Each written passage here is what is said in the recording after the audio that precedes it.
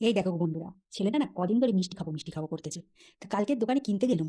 ও বাবা, মিষ্টির যা দাম বললো একখানা, পুরো ছ্যাঁকা খেয়ে গেছি। এই মাসের শেষে যখন পকেটে টাকা পয়সা মোটে কিছু নেই, তখন মিষ্টির অত দাম দিয়ে কেনা সম্ভব হয়নি। তা বাড়ি এসে ভাবতেছিলাম কি করি। তারপর দেখলাম ফ্রিজের এক কোণে একটা সুজির প্যাকেট পড়ে আছে, আর সেই আটার কোটোর নিচের দিকে গোটা দিয়ে ময়দা পড়ে আছে। তা দুটো ভালো করে মিশে নিলাম, নিয়ে আর সেই কালী পুজোর সময় নাড়ু করেছিলাম না, একটুখানি গুড় পড়েছিল, সেই গুড়টাও তার সঙ্গে দিয়ে দিচ্ছি, আর একটুখানি চিনি দিচ্ছি।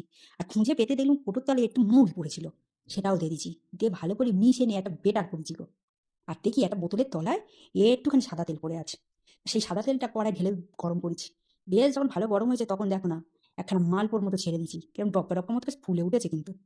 এবারে দেখো এপার ওপার করে ভালো করে ভাজ দিচ্ছি, বেশ সোনালি সোনালি মতো হয়ে গেছে দেখো। ও বাবা, কড়াই পাশে অনেকটা তেল আছে, আর একটা ছেড়ে দিই। বাবা, তেল নষ্ট করা যাবে না, সব তেল না হলে উড়ে যাবে। এটা মোটামুটি হয়ে গেছে, একটু উল্টে দিই। ও মা, ইয়ে আবার ওর গায়ে চেপটে গেছে। দাঁড়া দাঁড়া, ছাড়িয়ে নিচ্ছি। হ্যাঁ, এর এবার উল্টে দিই, এর একটু এবারে বাড়ি মারি। মারলে দেখবে এও ফুলে উঠবে। এবারে দেখো, বেশ ফুলে উঠেছে এই পারেরটা।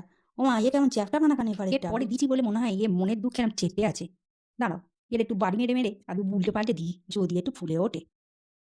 যদি ওঠে উঠবে, না হলে ওরা আমি খেয়ে নেবো। আমার বাবা অত হ্যাপানিতে ভাল লাগে না।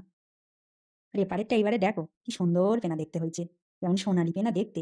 দেখলে চপ না মালপো বোঝা যাবে না।